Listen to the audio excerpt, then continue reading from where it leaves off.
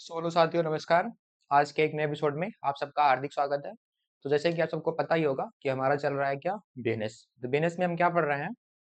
BNS में जो है हमारा चैप्टर 6 कल कंप्लीट हो चुका है। आज आपके लिए एक नया चैप्टर लेके आए हैं, जो कि चैप्टर हमारा क्या है?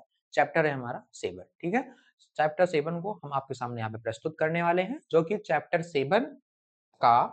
चैप्टर 7 का पार्ट 1 आज से चलने वाला है। ठीक है, और आशा करते हैं आप सब लोग स्वस्थ, जबरदस्त और जिंदाबाद होंगे और अपने पढ़ाई को जो है निरंतर रूप से कर रहे होंगे। और जो है कल आप लोगों ने भाई थोड़ा रिस्पांस नहीं बताया, कल थोड़ा पढ़ाने का तरीका अलग था, तो आप सब लोगों ने कोई जवाब नहीं दिया, इसीलिए आज हम वो तरीका चेंज कर दिए हैं पूरी तरह से। ठीक है, और जो है जैसे पढ़े पढ़ाते थे वैसे ही पढ़ाएंगे। ठीक है, आप सब लोगों ने उस पर कोई कमेंट ही नहीं किया, ना ही आप सब लोग बताए कि सर ऐसे पढ़ाइए, इसीलिए फिर हम वैसे चालू कर दिए। तो आज की क्लास में आप सबका स्वागत है।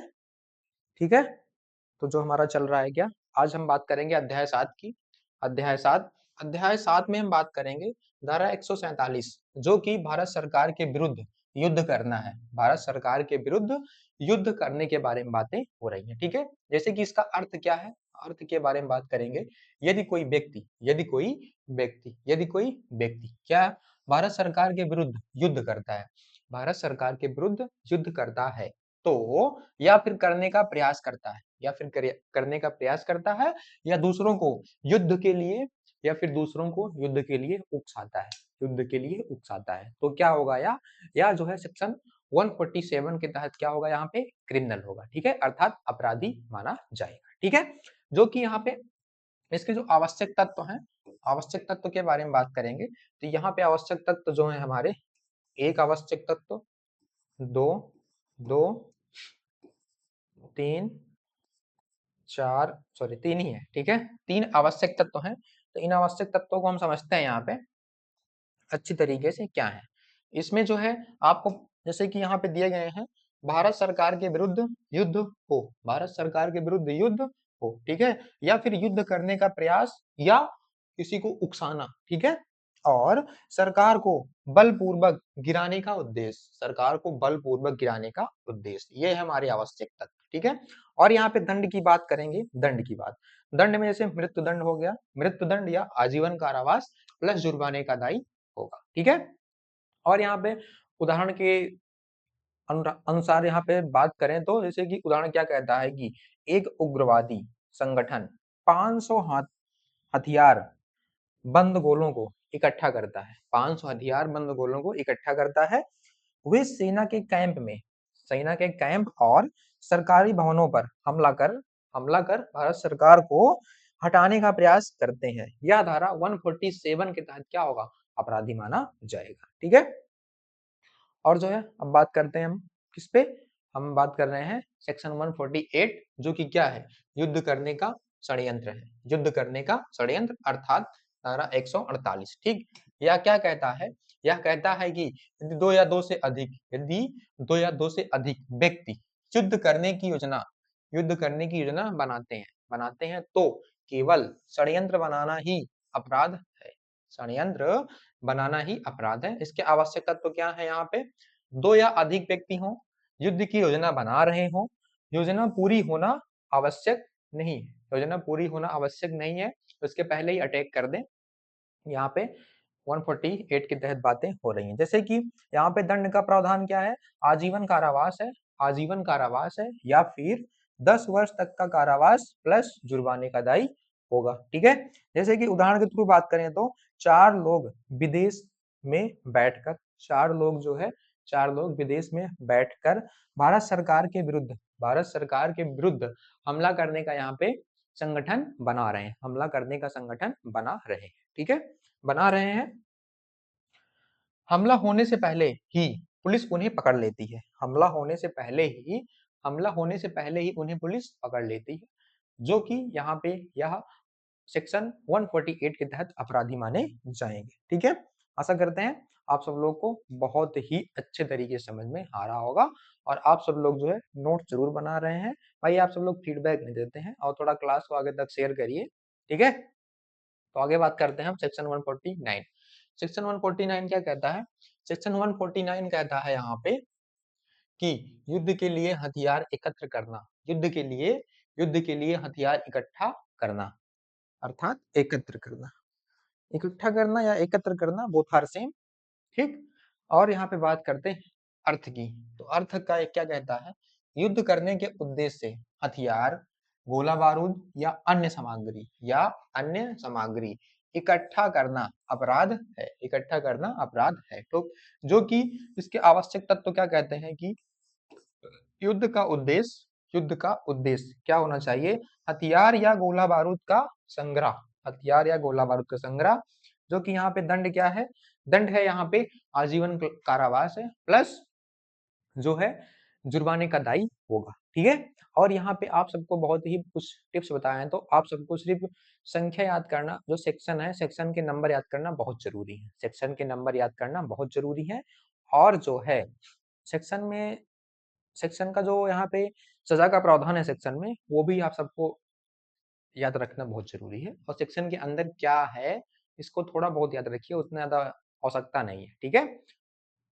जो कि यहाँ पे उदाहरण के थ्रू बात करें तो एक व्यक्ति भारत सरकार के विरुद्ध हमला करने के लिए AK-47 विस्फोटक और हजारों कारतूस जमा करता है, हजारों कारतूस जमा करता है, जमा करता है, ठीक है। जो कि क्या होगा,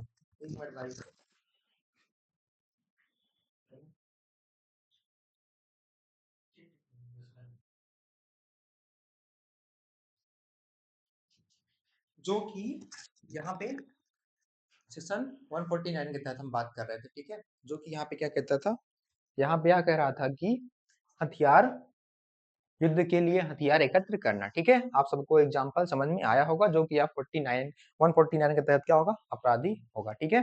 अब धारा 150 के बारे में बात करते हैं।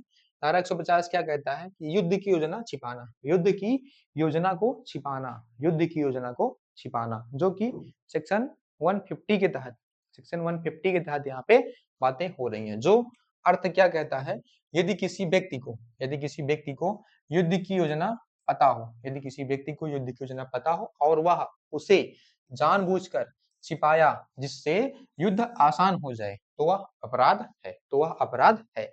इसके आवश्यक तत्व क्या है, आवश्यक तत्व यह है कि योजना की जानकारी और जानबूझकर छिपाना, ठीक है। और दंड क्या होगा, 10 वर्ष तक का कारावास प्लस जुर्माने का दायी होगा, ठीक है।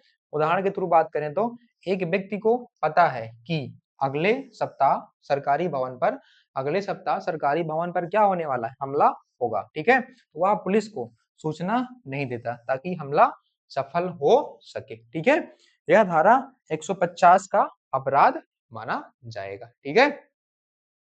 आगे बात करते हैं यहाँ पे सेक्शन 151 अर्थात धारा 151 क्या कहता है, राष्ट्रपति, राष्ट्रपति या राज्यपाल पर हमला, राष्ट्रपति या राज्यपाल पर हमला, धारा 151। इसका अर्थ क्या है कि राष्ट्रपति या राज्यपाल को, राष्ट्रपति या राज्यपाल को उनके संवैधानिक कार्य करने से, उनके संवैधानिक कार्य करने से रोकने के लिए हमला, बल या धमकी देना या हमला करना, यह क्या है, अपराध है, जो कि सेक्शन 151 के तहत अपराधी माना जाएगा।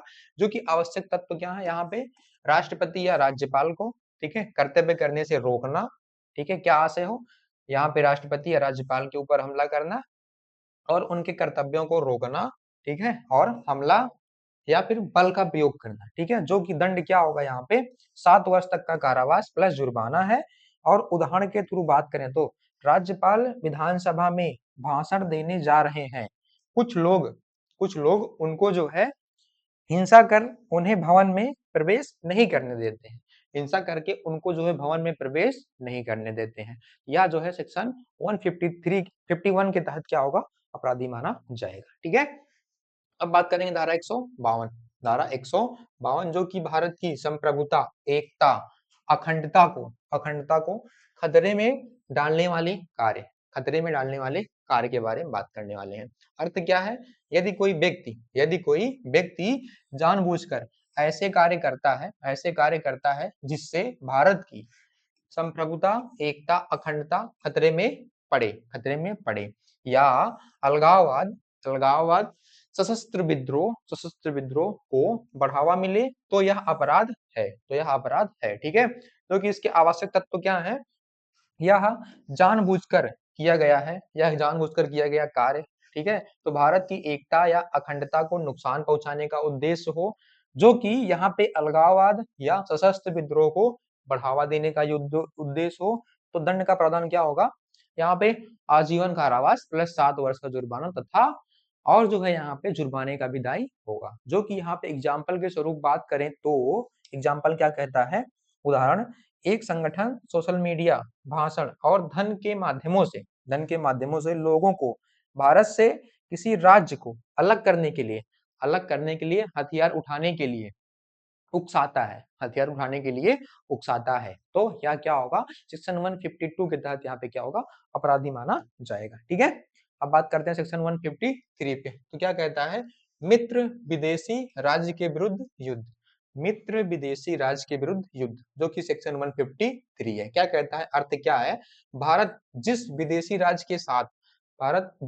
राज्य के साथ शांति बनाए हुए हैं उनके विरुद्ध युद्ध करना या युद्ध के लिए उकसाना, या क्या है, अपराध है। जो कि यहाँ दंड क्या होगा, आजीवन कारावास या 7 वर्ष तक की सजा या फिर जुर्माना, ठीक है। उदाहरण की बात करते हैं तो कुछ लोग भारत की अनुमति के बिना बिना किसी मित्र के देश के विरुद्ध हथियारबंद हमला शुरू कर देते हैं, हम हथियारबंद हमला शुरू कर देते हैं, तो यह जो है सेक्शन 153 के तहत यहाँ पे अपराधी माना जाएगा, ठीक है। आगे बात करते हैं सेक्शन 154 पे, सेक्शन 154 जो कहता है मित्र विदेशी राज्य में लूटपाट, मित्र विदेशी राज्य में लूटपाट के बारे में बातें हो रही है, जो कि अर्थ क्या है, मित्र विदेशी राज्य के क्षेत्र में लूटपाट करना या उसकी तैयारी करना अपराध माना जाएगा, ठीक है। जो कि यहाँ पे दंड क्या होगा, 7 वर्ष तक का कारावास होगा प्लस जुर्माने का दायी होगा, ठीक है।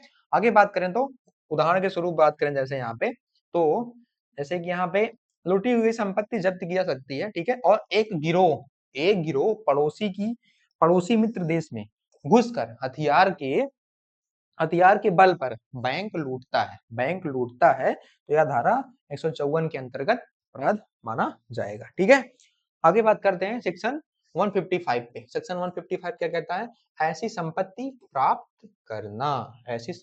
प्राप्त करना, अर्थात अर्थ क्या है इसका, अर्थ है यहाँ पे यदि कोई व्यक्ति यह जानते हुए कि संपत्ति धारा 153 या 154 के अपराध से प्राप्त हुई है, उसे खरीदता है या रखता है, तो वह अपराध करता है, जैसे दंड क्या होगा, 7 वर्ष तक का